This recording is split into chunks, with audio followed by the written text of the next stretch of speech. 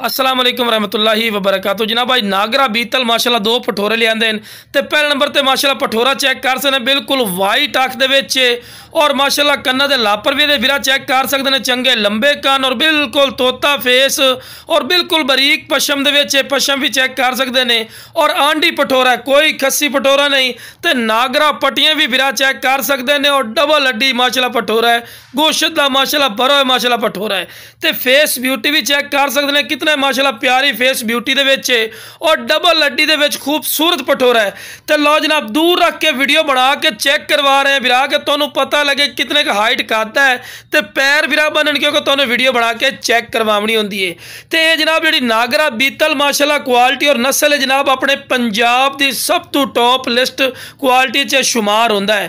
तो हर point low A+ इन्हें well ही check कर सकते हैं, चंगी लंबी वेल दो वेखो बिल्कुल तीर वाली कर सीधी और लंबी गर्दन दे विच और बिल्कुल बराबर दा थल्ला बिल्कुल बराबर दे पैर, कोई ऐसा बिरा पॉइंट नहीं जेड़ा कम होवे और तुहानू खुद भी नज़र आ रही है।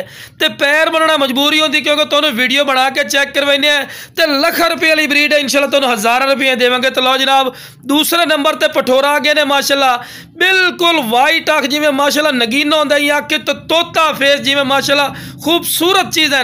तो जालर चेक करो बिरा आम इतने माशाल्लाह बकरियां दी जालर नहीं होंदी और फेस ब्यूटी प्यारी नहीं होंदी जितनी दी पिता आंडी पठोरा ही ने। तो ये भी जनाब नागरा पट्टियां चेक कर सकते हैं, प्योर नागरा माशाल्लाह पठोरे ने तो दोने सके भाई हैं।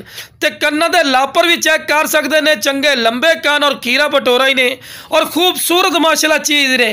तो बड़े दोस्त फरमाइश करते हैं कि फौजी भाई A+ क्वालिटी पठोरे लिया दो जो शौकिया पठोरे होवन बिरा, लाख रुपये वाली ब्रीड है इंशाल्लाह अल्लाह दे फजलो करम नाल बिरावां नू हज़ार रुपये देसा। अगर ये नाल दा पठोरा एक तुसी अलहदा लवण वग जाओ मंडी या किसी अयाली को पुछ लो तो 1.5-2 लाख रुपया एक बकरे का रेट कर लेंगे, लेकिन अपना बिरा की रेट ने तुहाडी सोच तो भी कम रेट जरा बिरा काल कर सी इंशाल्लाह। तो लो बिरा टोर फिर के भी खा रहे हैं माशाल्लाह कि तुहानू पता लगे कि सेहतमंद और माशाल्लाह एक्टिव हैं।